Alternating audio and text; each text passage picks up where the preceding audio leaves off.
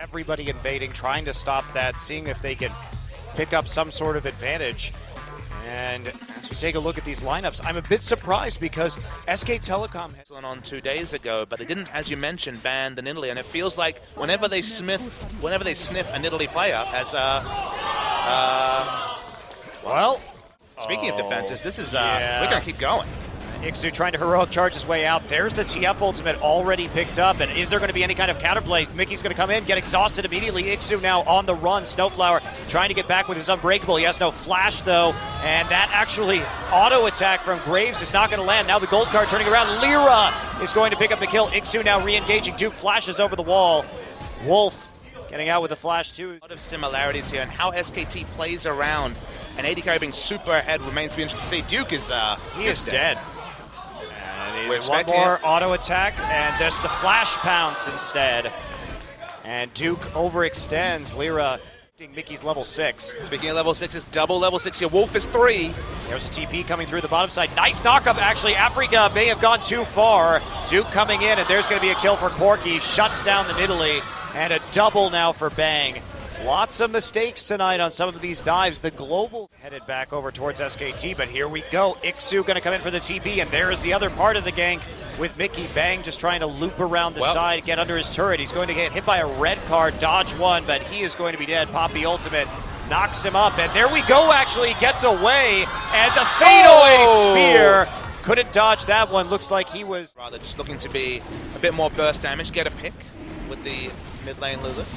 Well, also, when you're trying to match the TF, that's fair. Having a true well held, but got womboed quite a lot. Speaking of wombo, gonna knock up there with the Glacial Fissure. Faker already has wild growth himself. He's under the turret, but Mickey is gonna show up too. A little bit late right there, but they do age. In fact, Poppy's gonna TP. Is he actually gonna complete this? No, very intelligently deciding that perhaps he does not want to.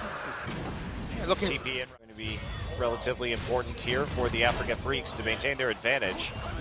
Can't really gank this, though. Duke gonna pop his ultimate. There's one of the TPs coming through. Ixu's got a long way to run, and he's not gonna hit that ultimate, actually, and that's just gonna be him dying. Nothing to be done as Faker TPs in and gets there. I mean, the best way to illustrate that to viewers, we see SKT chasing again.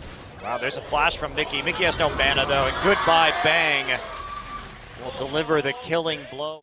Duke has acquired a rather significant gold lead as well. Duke now going to get targeted underneath his turret. He's going to get heroic charged and die to an Iceborne Gauntlet proc from Poppy. Snowflower, though, taking some damage, does have to use his ult onto Bang and his exhaust. SKT now on the run here. They don't want to get popped in, but Ixu is already there with the flank, and Bangy turns around to try and deal with Mickey. Faker trying to fire from the backside. Mickey is still trying to run away. Bang has to flash out of this one. Faker making the retreat, but that is 2 deaths for SKT. Wolf maybe another casualty. He doesn't have mana and has drawn a gold card, so that's not going to help him.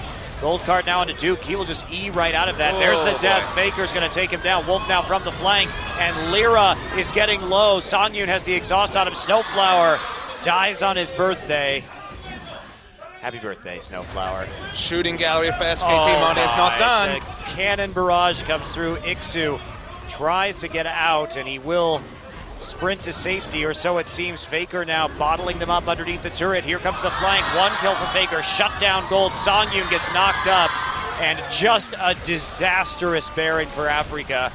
That was a amount of factors that the top teams are able to do. Right, and that's the big difference, right? When we see the Tigers do it, it's because they know exactly how far everyone is away. Be a bit of a risk right now. All the ultimates available for SK Telecom, and he's going to let the Cannon Minion finish this one off, and then see if they go into the mid lane, or if there just doesn't end up stunning anybody. And Bang now starting to use that massive Corki poke to really punish. And there we go! Bengi makes his presence known with the collateral damage for the first kill onto Snowflower. Happy birthday, Snowflower. Happy birthday, Snowflower. Another inhibitor will fall. SK Telecom has a lot of money in their pockets. They need to go spend it, make sure. For the Afreeca Freaks, they have to mine those. And there we go. There's the initiation, just flashing in with the Poppy ultimate. Wolf now zoning in that front line, and he's just going to move out, and they will corral Poppy, get her out of the turret with a headbutt, and then pick up the kill.